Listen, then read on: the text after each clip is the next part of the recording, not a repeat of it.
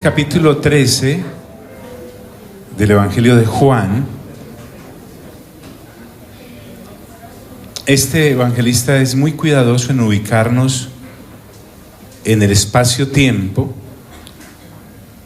y dice: antes de la fiesta de la Pascua, sabiendo Jesús que su hora había llegado para que pasase de este mundo, ¿a dónde? Al Padre. Nuestra apreciada pastora bien lo dijo al principio: este no es nuestro destino. Si este fuera nuestro destino, nadie moriría. Y si alguien tenía bien presente esta situación, hace 2000 años es nuestro buen Señor Jesús. Quiero que te traslades en la máquina del tiempo nuestra, que es la fe, a hace 2000 años. El Señor Jesús siempre estuvo consciente de que iba a cumplir una encomienda del Padre, y parte de esa encomienda consistía en pasar por la muerte. Entonces Juan nos ubica antes de la Pascua. En Paisa está una semana de ser asesinado, una semana, y lo sabe. No es como la gran mayoría de las ocasiones en las que la persona que se murió ni se la esperaba. No, él lo sabía desde joven, desde pequeño. Él lo sabía desde antes de venir a esta tierra haciéndose hombre. Y precisamente habían pasado cerca de 33 años y estaba a una semana de ser asesinado. Pero lo que ocurre acá nos va a ayudar mucho a nosotros ahora, porque siempre he pensado que la persona que está bien conectada con Dios, Dios le avisa cuando va a morir. La persona que está muy ocupadita en este trajín de lo temporal, escasamente piensa en la muerte.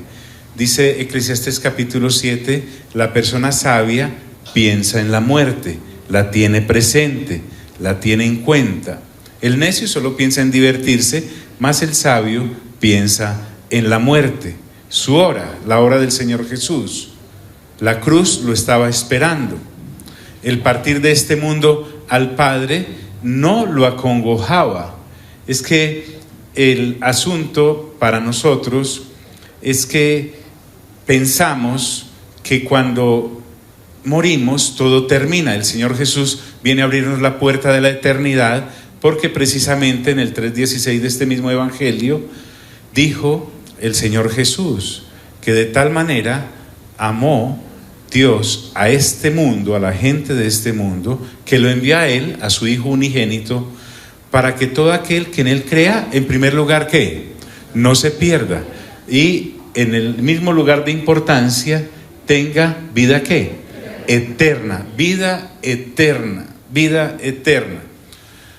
Entonces, esta cosa sublime llamada la vida eterna, esta cosa sublime que el evangelista la llama, sabiendo Jesús que su hora había llegado para que pasase de este mundo al Padre, nosotros no alcanzamos a dimensionar el asunto, no lo alcanzamos a apreciar, y le voy a decir por qué. Aquí entre nos, es que nosotros nunca hemos estado ahí, al lado del Padre. Dios, que es el Señor Jesús, sí sabe de lo que se está perdiendo por haber venido acá. Permítame expresarlo así: muy valioso que usted y yo nos salvemos, muy valioso que usted y yo tengamos vida eterna, pero quien siempre estuvo perdiendo desde que bajó del tercer cielo para mostrarnos ese camino fue el Señor Jesús. Pero lo que más aprecia el Señor Jesús es que ha llegado su momento de partir para estar nuevamente al lado del Padre. Vuelvo y te digo, para nosotros eso tal vez no tenga ningún valor, para nosotros tal vez no tenga el quilataje que debe tener en las palabras que el evangelista lo está expresando. Pero si alguien sabe lo que vale, es el Señor Jesús. Aún nosotros sí creemos en el Señor Jesús, claro. ¿Hemos nacido de nuevo? Claro, el Espíritu Santo ha hecho esa preciosa labor en nosotros.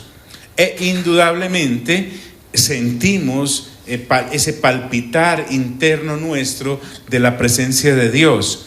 Y vamos a estar con el Padre. Claro que sabemos que el que ha visto a Jesús, pues ha visto al Padre.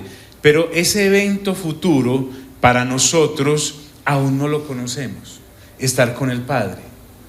Entonces, cuando leamos esto, no estamos frente a un Señor afligido porque se va a morir. No, Él está inmensamente gozoso porque se va a ir, porque Él sí sabe lo que es estar al lado del Padre. Entonces, antes de la fiesta de la Pascua, sabiendo Jesús que su hora había llegado para que pasase de este mundo al Padre, miren qué interesante, como había amado a los suyos que estaban en el mundo, los amó hasta el fin. Recuerden que el Señor Jesús en capítulos anteriores dijo que los que somos sus ovejas oímos su voz y lo seguimos a Él. Hay gente que no es oveja del Señor, por lo tanto, ni oye su voz ni lo sigue.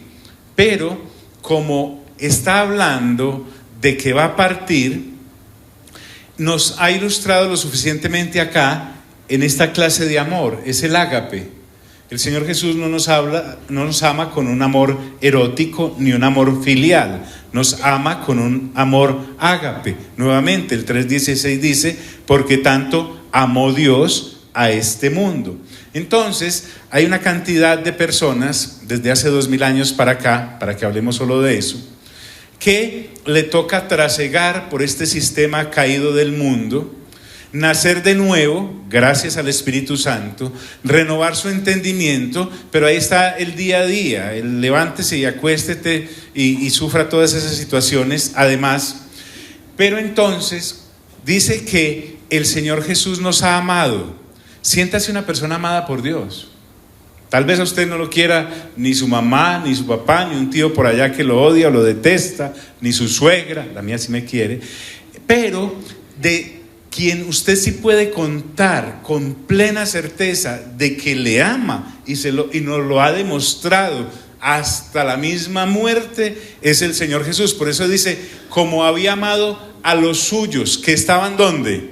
En el mundo, los amó hasta el fin, los agapó hasta el fin. El amor del Padre es el que envía a Jesús a la tierra. Por eso dice el versículo. En cierta ocasión escuché a un consiervo que me decía, John, de Juan 3:16 he sacado por lo menos 100 ideas y mensajes. Me quedé mirándolo con extrañeza, pero ahora entiendo mucho más lo que él me quería decir, porque allá en el 3:16 dice que tanto amó Dios ¿a quién? A este mundo. Entonces el enviar al Hijo, al Señor Jesús, a su unigénito, es la muestra fehaciente de ese amor ágape. Pero la cosa no para ahí. La cosa no para ahí, porque esa es la parte en que el ágape del Padre nos es demostrado. Pero ahora lo que nos va a demostrar el Hijo es su amor ágape que lo lleva a la cruz. El amor ágape del Padre envía al Hijo en amor, en ágape. Pero el amor ágape del Hijo por el Padre es el que lo hace ir directamente a la cruz. Conocemos el amor del Padre al ver que envía a su Hijo, pero ahora conocemos el amor del Hijo por el Padre, entre ellos yendo a la cruz. Y de paso salimos ganando nosotros. En ese ágape los que salimos ganando somos nosotros. Y dice que los amó hasta el fin. Es decir, hasta la plenitud absoluta del ágape, que inclusive le permite pasar por la muerte. Podríamos decirlo en las palabras de un pensador cristiano, hasta el último límite del amor, Jesús nos lo demuestra. O sea, cuando ya no sigue nada más, usted puede tener tal vez un termómetro para medir el ágape. El Señor Jesús lo reventó. De tal manera que nos puede demostrar ese amor. Sin embargo, volvamos al punto. Falta una semana para ser asesinado en la cruz. Le asesinamos allí. ¿Qué puede uno pensar una semana antes? Te avisan, a ti mi amiga, a ti mi amigo, te mueres en una semana. No estoy hablando a aquellos que se puedan infartar con la noticia porque se me mueren una semana antes. No, estoy hablándote a ti que con mente renovada entiendes que vas a reunirte con el Padre. No has estado ahí, pero ya lo entiendes. Aquí el Señor Jesús ya ha estado ahí, con mayor razón quiere volver. ¿Qué harías tú, qué haría yo con las personas de las cuales nos sentimos responsables? Aquellos que están completamente embadurnados e inmersos en lo temporal, seguramente pensarán, bueno, tengo al día el seguro, tengo al día las cuentas, tengo que decir dónde están las llaves de la casa, dónde están las llaves de la caja fuerte, tengo que contarles la tarjeta de débito, la clave, muy importante,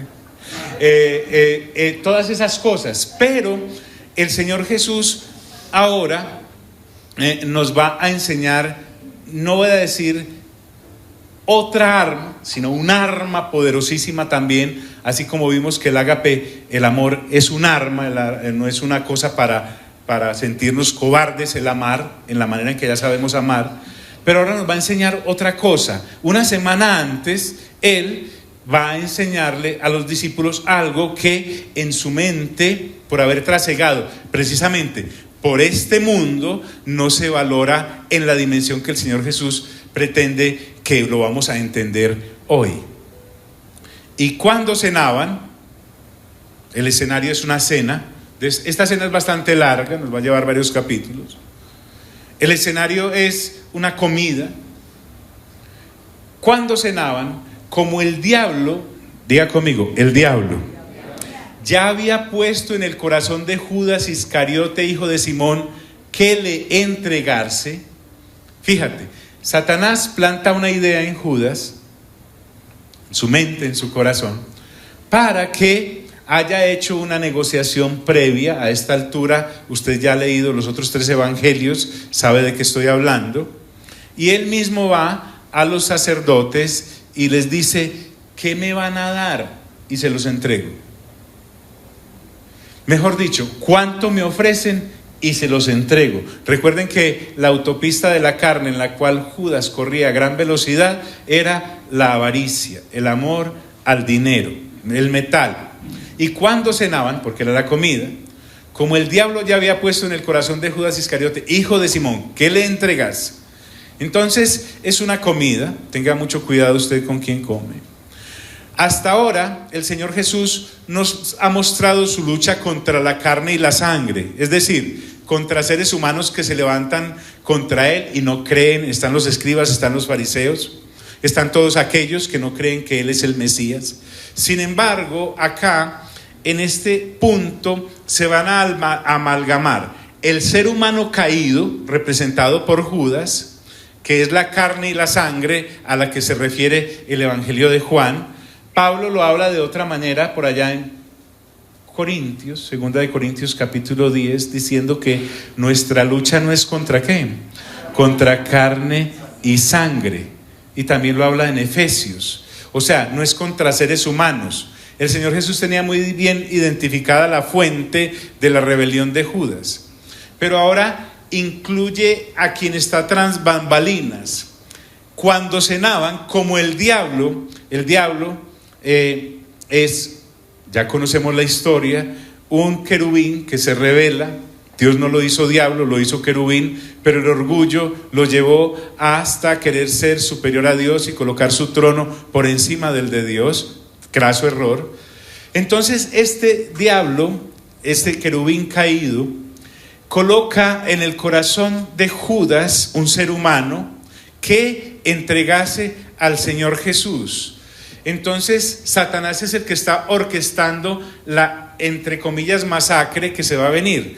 Ahora el diablo, en asocio con el humano Judas, cohechan, permítame usar un término jurídico, las acciones para llevar a cabo semejante despropósito, y lo logran.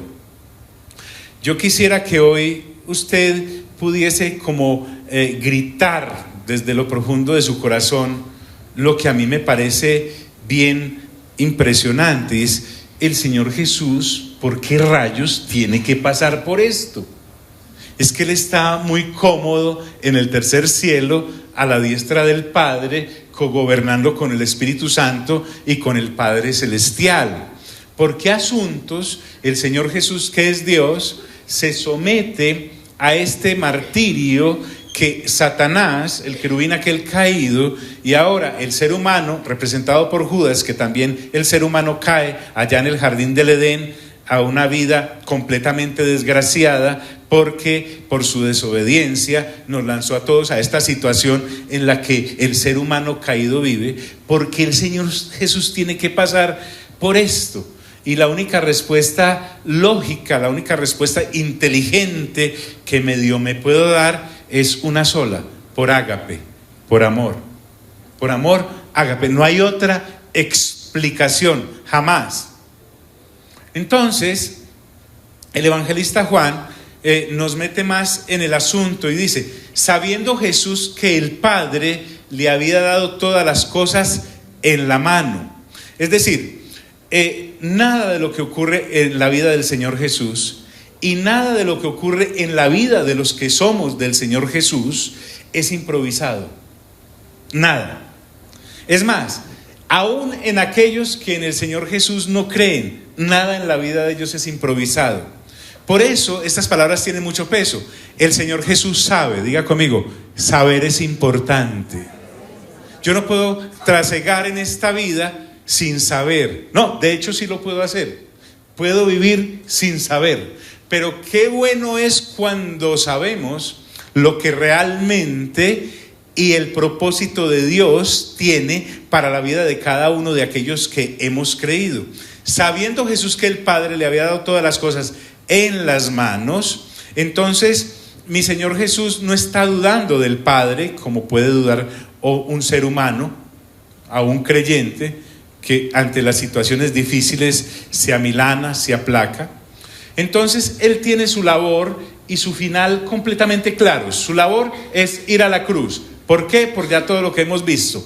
Pero también es retornar al Padre, retornar al Padre. Nosotros los seres humanos todavía no podemos decir que vamos a retornar al Padre, más bien vamos al Padre.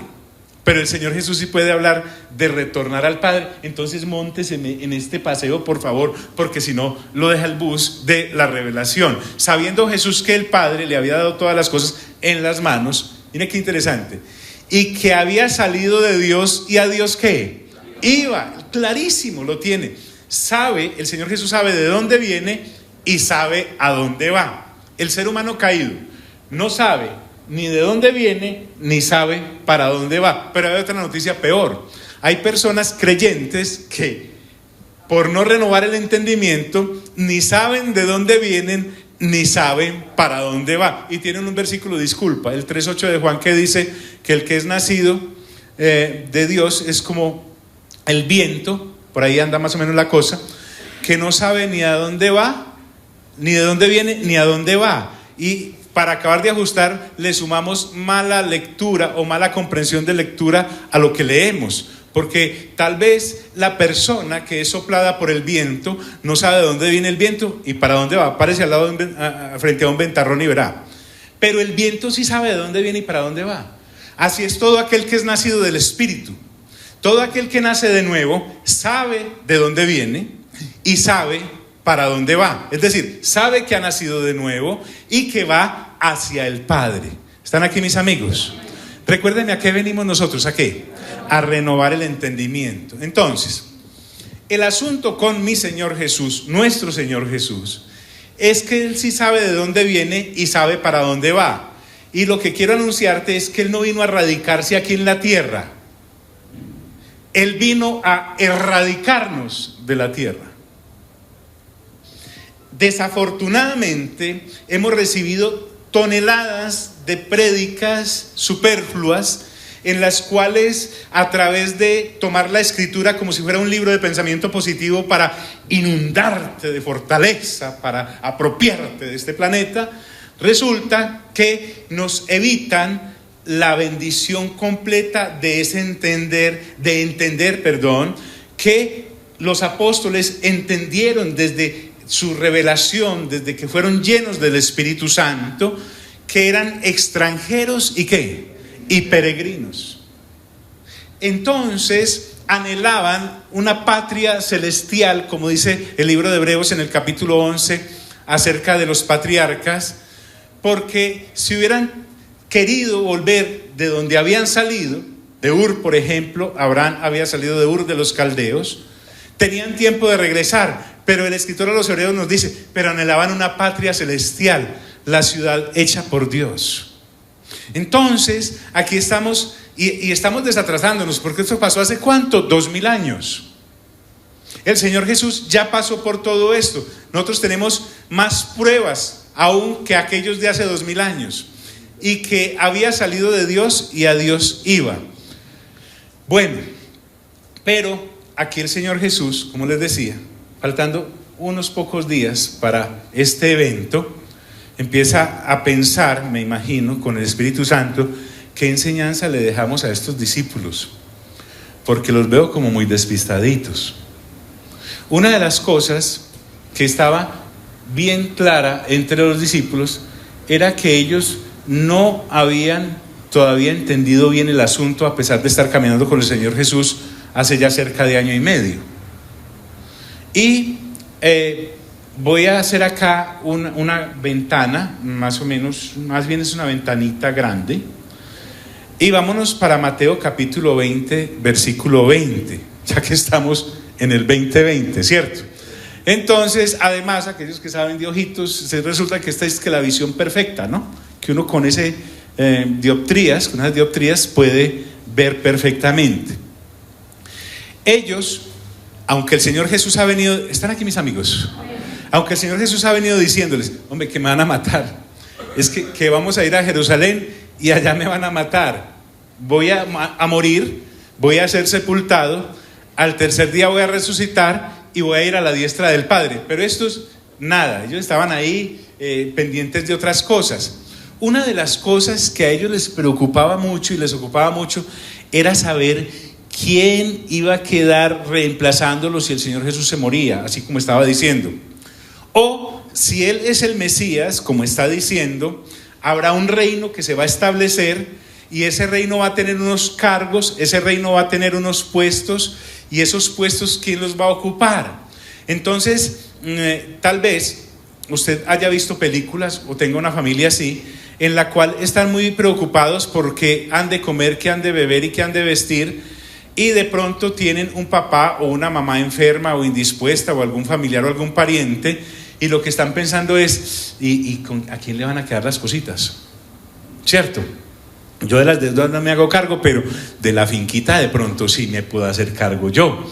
Entonces hay muchas personas en ese asunto y ni modo de culparlas. Sin embargo, quiero que miremos lo delicado de esto, porque resulta que en Mateo 20:20 vamos a mirar que los discípulos venían diciendo, hombre, ¿quién de nosotros puede ser el primero? Pero aquí tenemos una familia muy especial. Yo pienso que esto lo narra Mateo y no Juan, porque a Juan le dio pena poner esto en su evangelio. Y dice la escritura, entonces estamos en el ambiente de la cena esta, ¿cierto? Previo, por ahí estamos en los mismos días. Se le acercó la madre de los hijos de Zebedeo con sus hijos. Los hijos de este señor se llaman, el uno Jacobo y el otro se llama Juan. Juan es el que escribe el evangelio. ¿Y vienen con quién? Con la madre. Mira al de lado, dígale, su madre, la de ellos, ¿cierto? Y el Señor Jesús, muy atento, siempre un caballero, cuando se le acerca a esta señora con los dos discípulos, y en una reverencia impresionante, postrándose ante él y pidiéndole algo. Ellos estaban literalmente convencidos de lo piadoso de su petición. Ellos van sinceros a hablar con el Señor y van prácticamente en una posición de oración, se postran ante Él. Y Él entonces le dice a la señora, porque es que hay mamás que no sueltan a los hijos ni ya grandes, esta gente ya está grande, tienen más de 20, 25, 30 años, están rozando los 30 y pico de años, ¿cierto? Y el Señor le dijo a la mamá, porque no fueron capaces ellos de mamá, vaya usted. Él le dijo, ¿qué quieres, señora? ¿En qué le puedo servir? Doña señora de Zebedeo. Y ella le dice, porque las mamás son así, ellas quieren a sus muchachos bien ubicados. Ella le dijo: ordena que en tu reino se sienten estos dos hijos míos. Ella y ellos están buscando un puesto y una posición, como si el reino de Dios tuviese las mismas características de una organización humana caída. Puestos. Ellos están buscando puestos que les garanticen en el reino no solamente usufructuar el reino, sino mandar sobre ese reino. Y ella además le tiene los puestos y les dice: el uno a tu derecha y el otro ¿dónde? A la izquierda. Señora, los quería bien ubicaditos. Vuelvo y te digo, por ejemplo, en Mateo 18:1, en la parte B, ellos venían discutiendo por el camino quién era el mayor en el reino de los cielos. Importantísimo. Sin embargo, el Señor Jesús, una semana antes de morir, deja esta enseñanza porque el asunto es supremamente importante entre aquellos que hemos nacido de nuevo. Entonces, el Señor Jesús le responde a la señora y le dice: usted no sabe lo que me está pidiendo. O sea, es este creyente inmaduro que se arrodilla, hace la genuflexión, llora inclusive, pone cara piadosa, puede que hasta sude, puede que hasta llore, pero aunque pida, no sabe lo que está ¿qué? No sabe lo que está pidiendo. Pues si no sabe a dónde viene, ni para dónde va, mucho menos sabe qué es lo que necesita realmente de Dios. Nuestro Señor Jesús viene hablando de su crucifixión y de su muerte, y ellos no han captado correctamente el asunto, de manera que el Señor Jesús cortésmente le dice: ustedes no saben lo que están pidiendo. Ustedes lo que quieren es cargos sin responsabilidades, y yo no ofrezco cargos, eso no me corresponde a mí. Y por eso les dice: entonces Jesús respondiendo dijo: no sabéis lo que pedís. Y ahora Él les va a responder lo que realmente necesitan, así le estén pidiendo lo que no saben pedir. La ventaja de usted y la ventaja mía es que así a veces no sepamos qué pedir, nos arrodillamos, o sentados o acostados, como quiera, hablamos con Dios y le pedimos. Y hay como una especie de convertidor, de manera que allá llega la petición que no es, porque no sé pedir como conviene, y del trono me responden como realmente me conviene. Por lo general no es que mi oración no tuvo respuesta, sino que me respondieron lo que yo necesitaba y no lo que yo estaba pidiendo, porque no sé pedir como qué, como conviene. Síganme en este pensamiento bien interesante. Entonces el Señor Jesús, dialogando con ellos, porque la oración es un diálogo, les dice: ustedes pueden beber del vaso que yo he de beber. ¿Podéis? El vaso es la copa del sufrimiento que se me aproxima. ¿Son capaces de morir tal vez como yo voy a morir? ¿O ser bautizados con el bautismo con que yo soy bautizado? La muerte misma es un bautizo, la cesación de todas las funciones vitales del cuerpo y salir de este mundo. Y entonces miren, más con autosuficiencia que con revelación, lo que ellos le contestan: podemos. Nosotros podemos. Qué tono, que se le salió el ego por todos los poros. Y el Señor les dice: hombre, qué bien, a la verdad de mi vaso beberéis. Porque recuerde que en Hechos capítulo 12, Jacobo es asesinado porque a Herodes le pareció muy de moda asesinar apóstoles, porque a los judíos les gustaba, eso les agradaba a ellos. Y efectivamente Jacobo muere de una manera violenta. Y con el bautismo con que yo soy bautizado, seréis bautizados. Juan, por ejemplo, ya anciano, es encarcelado en Patmos, y no era una prisión con muchas comodidades. Listo, bautismo y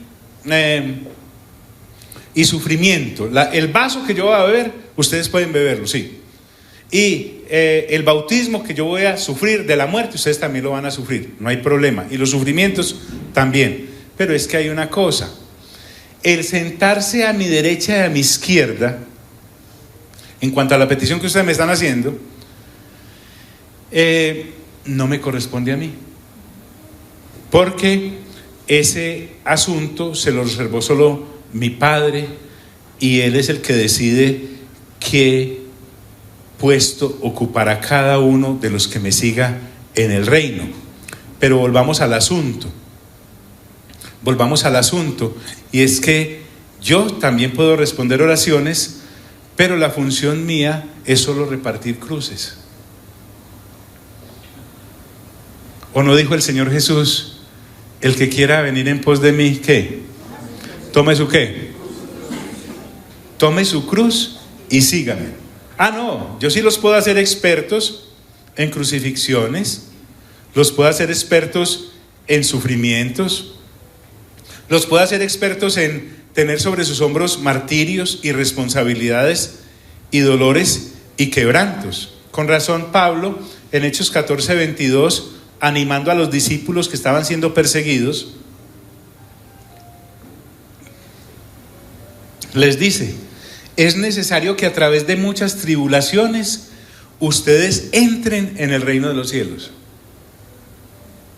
En estos días mandé un mensajito que la ignorancia bíblica, no estoy hablando de estudiar en grandes campos de teología, no, la lectura juiciosa de la palabra lo libra a uno de la ignorancia bíblica.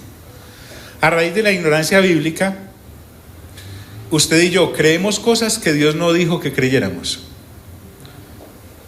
Pedimos cosas que Dios no dice que pidiéramos. Y hacemos cosas que Dios no dice que hagamos. Entonces hoy tenemos una cantidad de gente, en el mejor de los casos, creyendo en Dios, pero no saben nada de Dios. Saben que hay un Dios por allá en alguna nebulosa, en alguna parte, que por ahí puede existir el Espíritu Santo y que tal vez el Señor Jesús era Dios, pero de ahí a conocerlo no, en una ignorancia completa que los hace vivir una vida totalmente mediocre, que consiste en no saber ni para dónde voy ni de dónde vengo. Pregúntele a las personas normales con las que ustedes se relacionan, dile: ve, ¿qué pasa después de la muerte? Alguno te va a decir: ay, no me hables de ese tema, que me da un miedo. No, y entonces, ¿qué? ¿Estás pensando que no te vas a morir? Sí, pero yo no sé qué pasa, no sé, tal vez reencarne, tal vez no pase nada, yo he sido muy buena gente. Gracias, mi tocayo, gracias. Entonces, enfoquémonos. El Señor vino a repartir cruces. Y no son cruces para salvar a alguien, no. Nos va a enseñar un camino que se llama la disciplina. Diga conmigo: disciplina. Hebreos dice en el capítulo 12 que todo aquel al que Dios recibe como hijo o como hija, lo disciplina. Porque Dios al que ama, lo disciplina. Porque qué padre es aquel que no disciplina a su hijo que ama. Lo que me está dando a entender mi buen Señor es que si usted y yo no valoramos la disciplina, vamos a creer que estamos siendo violentados por las circunstancias o por la vida, por Dios mismo, y no vamos a valorar lo que realmente la disciplina trae. Porque a nosotros se nos enseñó que si nos estaba ocurriendo algo malo era porque habíamos hecho algo ¿qué? Malo. Pero entonces Santiago habría que arrancar el capítulo de Santiago, el capítulo 1 de la Biblia, y quemarlo y desaparecerlo, porque Santiago dice: tengan por sumo gozo cuando estén en medio de diversas pruebas, porque la prueba de vuestra fe produce paciencia, nos da estatura. Es como si el Señor nos esculpiera, como si el Señor nos labrara, como si el Señor tomara un diamante en bruto y lo puliera, le diera forma, le diera brillo, sacara todos sus visos. Y entonces Dios te toma a ti como la gema, la perla preciosa que eres, y te labra, te pule a su amaño. Eres un diamante en bruto y a veces demasiado. Entonces Dios debe labrarte mejor, porque Él necesita darte el carácter de hijo de Dios, de hija de Dios. Y ese carácter se forja con las pruebas. El evangelio barato de pare ya de sufrir es eso, una baratija, un oropel.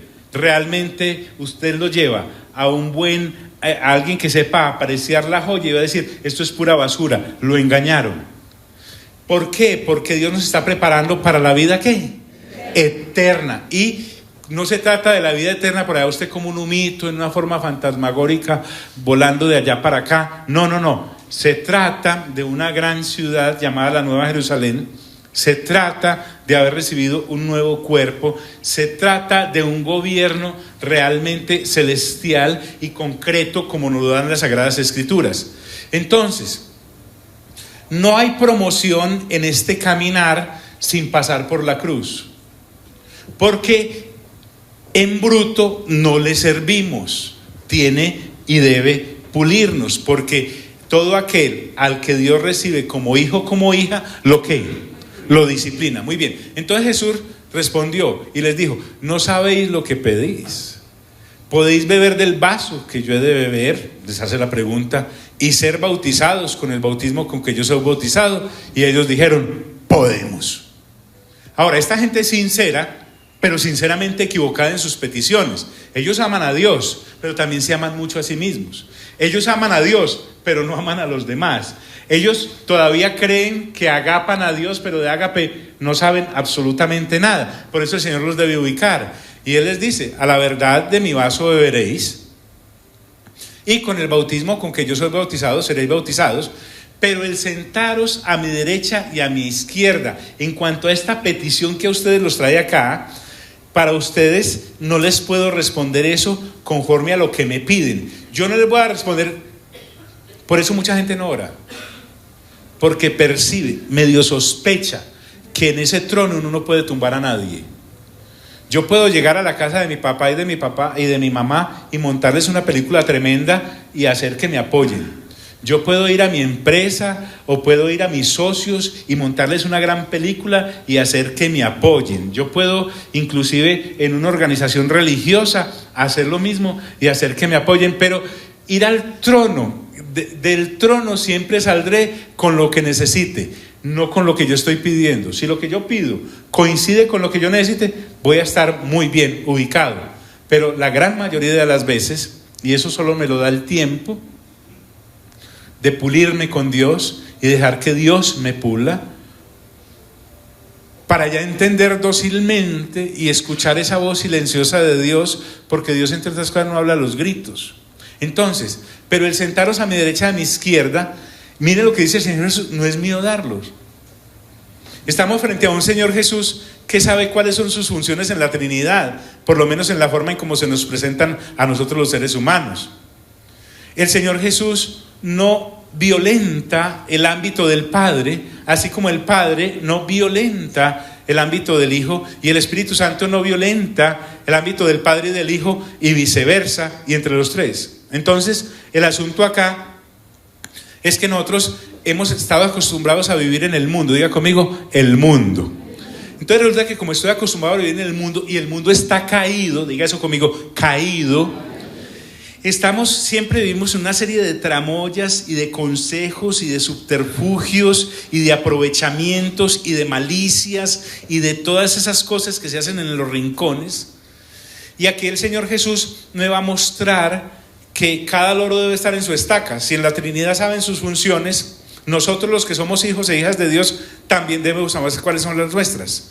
¿Por qué les voy a mostrar que estamos en un sistema caído de funciones?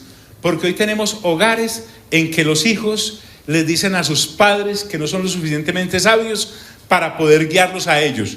El peladito acaba de salir de pañales, todavía se orina en los calzoncillos, dice, es que yo sé más que ustedes, es que ustedes son unos ignorantes, ustedes son unos brutos, ustedes no tienen la preparación que yo tuve. Preparado un yogur. Entonces el asunto es lo siguiente, escuche, hoy tenemos empleados que en sus empresas saben más que los de las directivas, y los de las directivas y así sucesivamente. Usted encuentra alumnos en las universidades que olvídate, yo no sé para qué van. Entonces De la misma forma encontramos personas sin renovación de entendimiento dentro de las congregaciones que usurpan las funciones y las vidas de los otros. Hoy tenemos mujeres que saben más que sus maridos y maridos que saben más que sus mujeres. Realmente se cumple la función de la caída en Génesis capítulo 3, en donde Dios dijo que el uno iba a tratar de enseñorearse del otro, y hemos hecho una trifulca.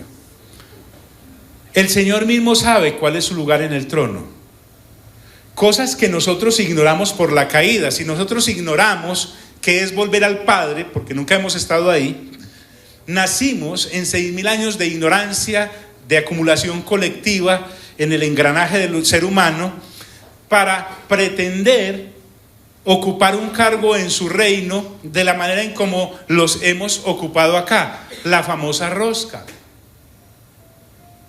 ¿Y cómo lograste ese puesto? Si había 1.000 y más ilustres que tú en cuanto a preparación, la rosca.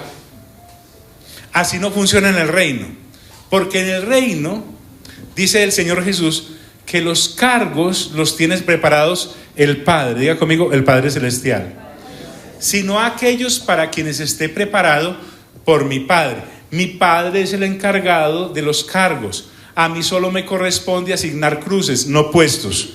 ¿Quiere venir en pos de mí? Le garantizo una cruz. ¿Para qué? Para pulirlo. ¿Para qué? Para hacerlo a mi imagen y semejanza, para hacerla de la misma estatura en cuanto a la mente mía.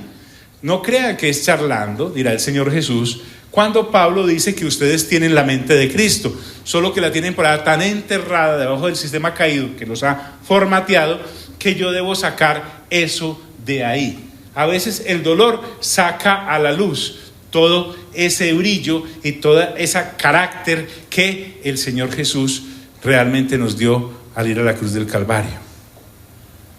¿Están aquí mis amigos? ¿Aló? ¿Están acá? Entonces, si nos estamos preparando para la eternidad, el escenario es la iglesia del Señor, el cuerpo local de Cristo. Puede que en su casa se hagan las cosas como dice su mamá y su papá, no le falta sino, ¿qué? No sé.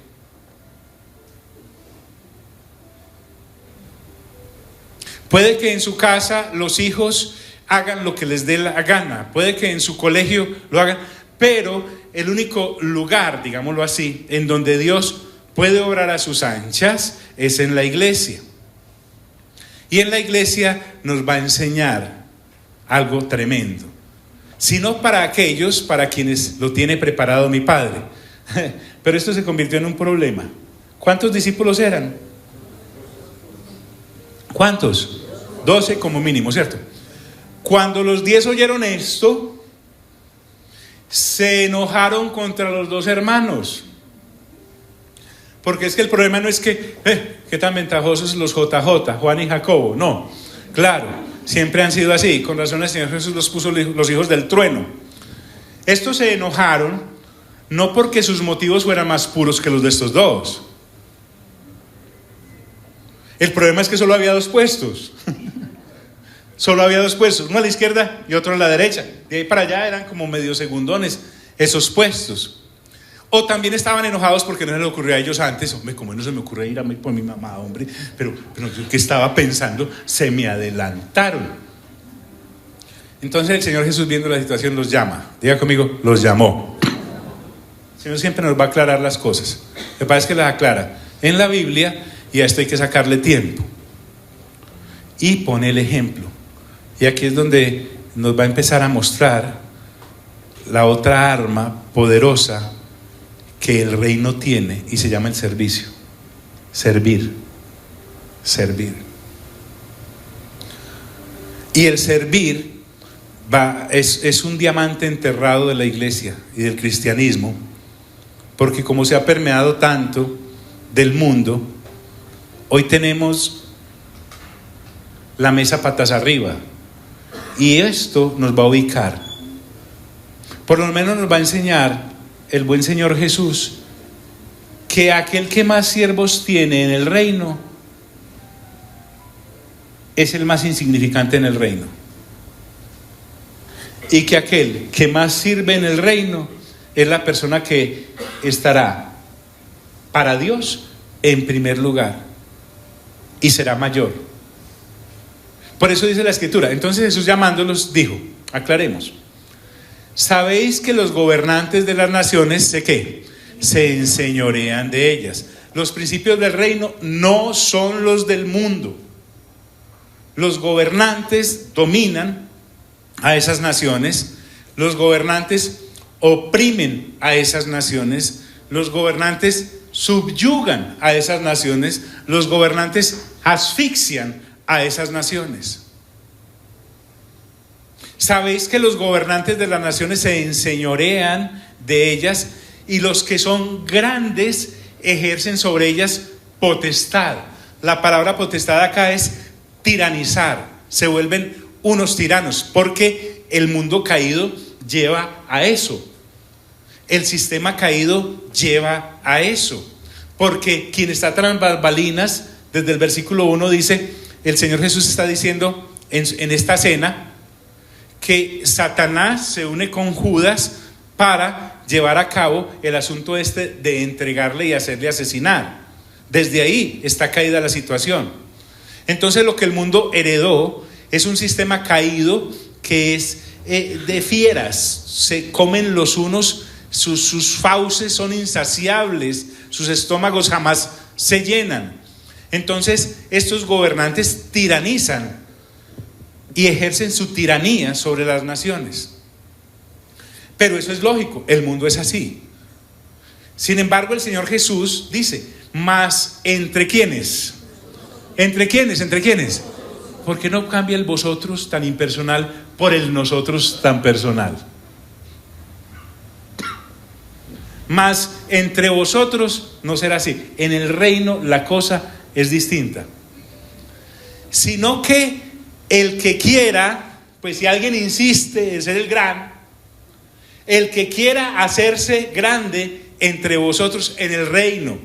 Recuerden que esta conducta que vamos a limpiar entre nosotros no la van a aplaudir allá afuera en el mundo. Tampoco el mundo es la fuente de la cual tengamos que recibir retroalimentación en cuanto al reino. No, solo lo puede dar el Señor Jesús. El que quiera, pues, si insiste en ser grande, que no está mal, el asunto es cómo llegar a hacerlo, será vuestro ¿qué? ¿Será vuestro qué? Servidor. Será el diácono, será el siervo. Entonces no estoy hablando de la persona que aún no ha nacido de nuevo y que sirve mucho. No estoy hablando de la persona que no ha nacido de nuevo y que es muy diligente. Esa persona, hay personas muy acuciosas en el sistema caído. Hay gente muy servicial, ¿cierto? Inclusive llegan a ser serviles. No estamos hablando de eso. El mundo tendrá quien lo juzgue, que es el mismo Padre. Pero nosotros mismos vamos a empezar a notar que entre nosotros el más insignificante, la más insignificante es al que hay que hacerle y hay que servirle en todo. Mientras que los grandes, los primeros, son los que realmente sirven. De manera que si yo llego con las ínfulas que dice Santiago allá en su carta y hago acepción de personas, estoy en los pasillos del reino, pero con la mentalidad del mundo. Y no va a servir en ninguna cosa. Será vuestro servidor. Y el que quiera ser primero entre vosotros, el que quiera, pues, insiste, será vuestro ¿qué? Siervo. Y la palabra para siervo acá es esclavo. La persona de más abajo, para compararme realmente con las cosas del mundo. Es decir, por ejemplo, les voy a dar un ejemplo. ¿Cómo les doy este ejemplo? En otras congregaciones es este ejemplo, ¿sí? Por ejemplo, en las congregaciones donde hay que barrer y trapear, hay personas que no saben ni dónde está una escoba. Si no saben dónde están las escobas de la casa, vas a ver dónde están los traperos del templo. Si no mueve una silla en su casa, va a mover las sillas del templo. Si no lava un trasto en la casa, va a pegarles una escudita a un bafle de estos en algún momento. Entonces lo que quiero decirte es que hay un arma que está completamente enterrada y en desuso en las congregaciones de otros países, en esta no. Porque realmente uno aquí ve cómo, aprovechando que vamos poquitos, cómo la gente se mata en servir la una a la otra, ¿cierto? O sea, ninguno se queda mirando cuando 2 o 3 de siempre, no es sino monte esos mismos bafles y la gente pensará, ¿será que aquí venden bafles o qué? Sí, hay gente que jamás ha colocado una silla en ningún lado.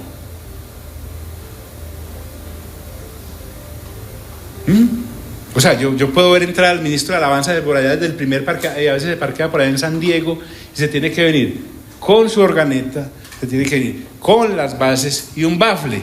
Ahorita vi entrando a una dama con un bafle y creo que el marido parqueó por allá como en el primer nivel. Y yo pensaba,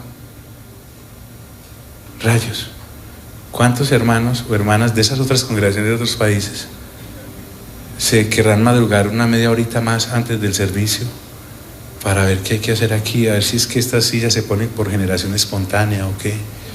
Cierto, de pronto un serafín de los que vimos la semana pasada baja y las acomoda, pero no, el serafín está muy ocupado, el serafín ese, porque con 2 alas se cubren los ojos, con 2 alas vuelan, con 2 alas se cubren los pies y con los brazos sacan la brasa esa que le ponen a Isaías en la boca. Entonces no, los ángeles no hacen eso, no barren ni trapean.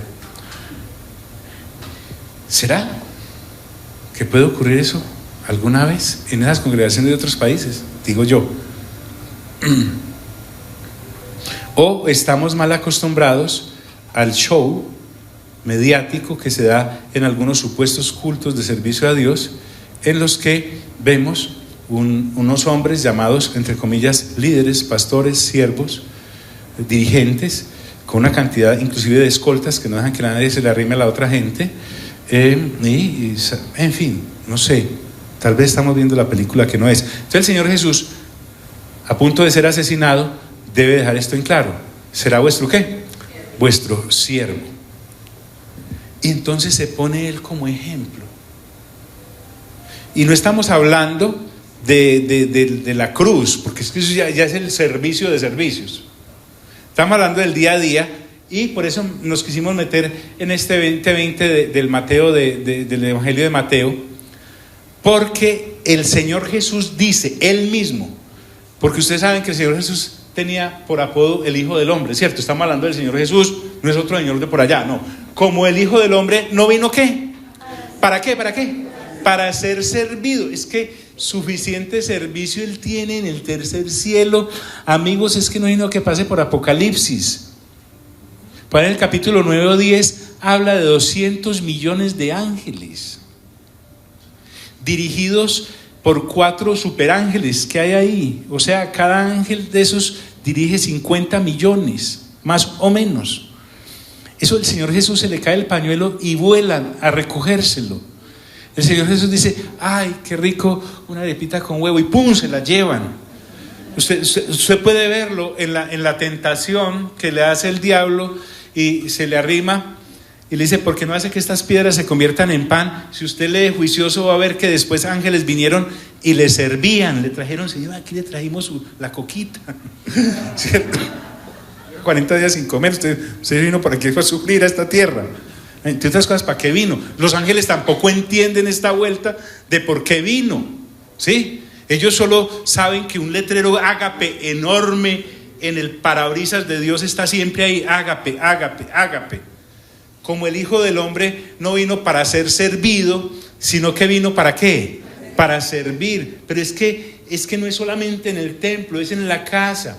Mi amigo y mi amiga, usted que desempeña un puesto alto allá, usted que sí está sentado a la diestra y a la siniestra del dueño de la empresa, le pregunto, ¿alguna vez ha trapeado su oficina? No. ¿Le ha ayudado a la personita que ayuda allá? ¿Alguna vez ha hecho esos actos de caballerosidad con las otras personas allá en su universidad? En vez de ir a tirar piedras, las recoge. Puede recogerlas, ¿cierto? Tantas cosas en su casa, con su mujer, con sus hijos, ¿sí? Con su papá, con su mamá. Con su papá, con su mamá. Sino para servir.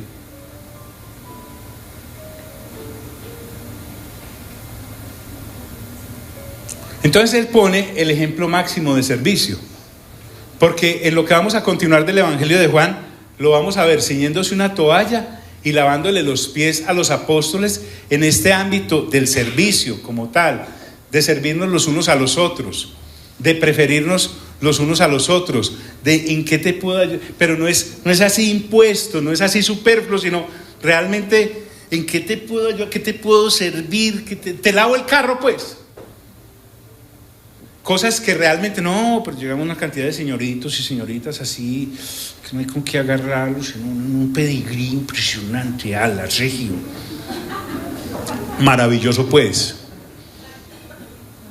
Entonces, la diaconía es un arma, diga conmigo, un arma, que nos va a garantizar no sé qué puestos en la eternidad, porque mi Señor Jesús acaba de decir que los puestos los da el Padre.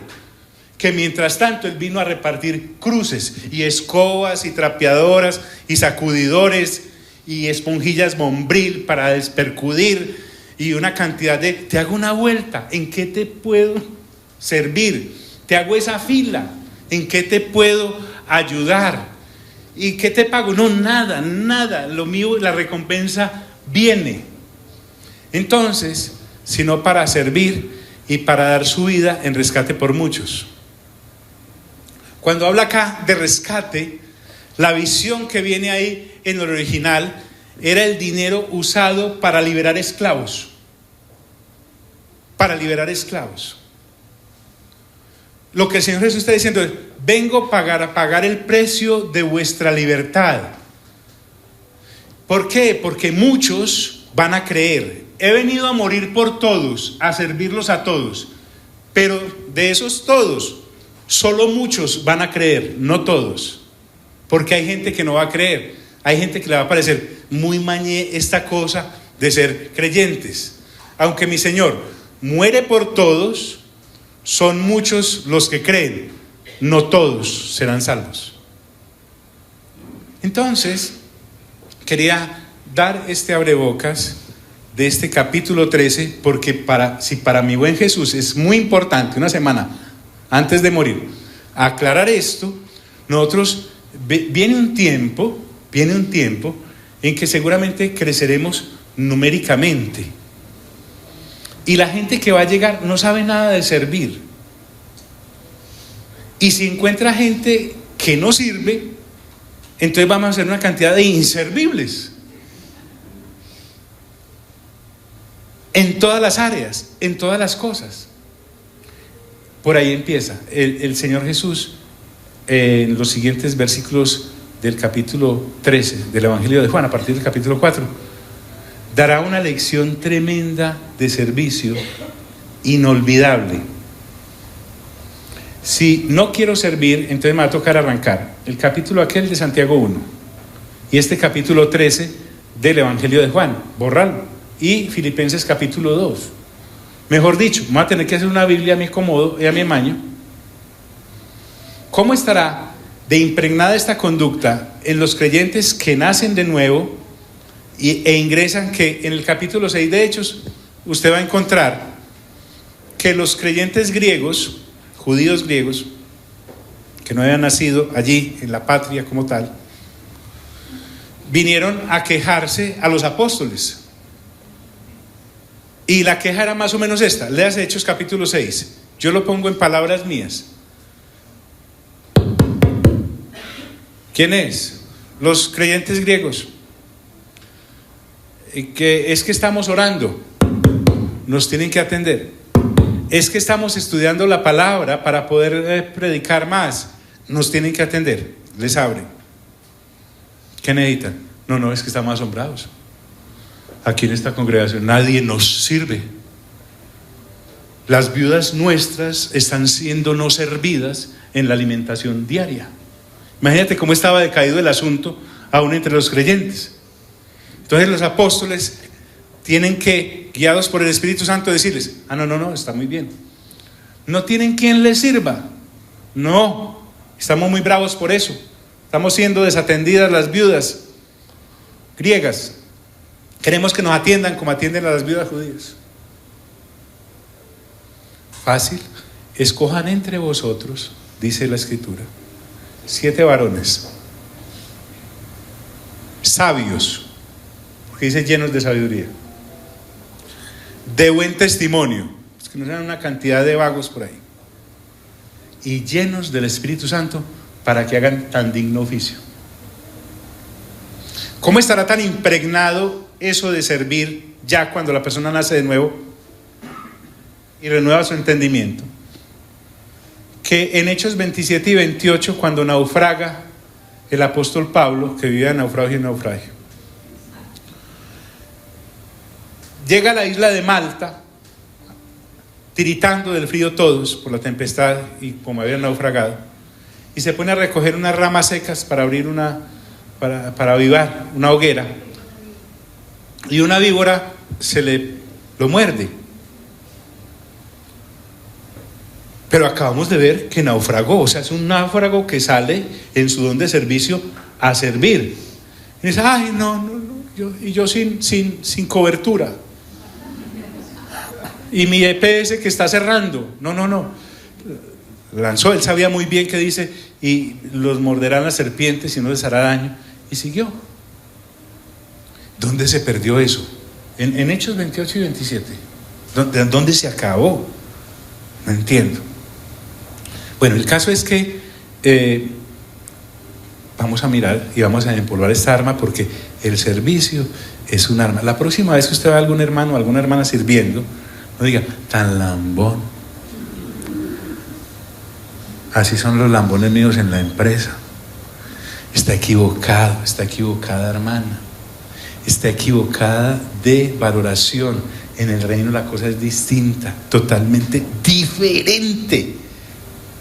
Es más, nadie me tiene que decir que sirva. Es como que yo veo esa basura ahí y yo digo: gracias, Señor, por esta oportunidad. Mira, dígale: ay. Vamos a estar en pie, por favor.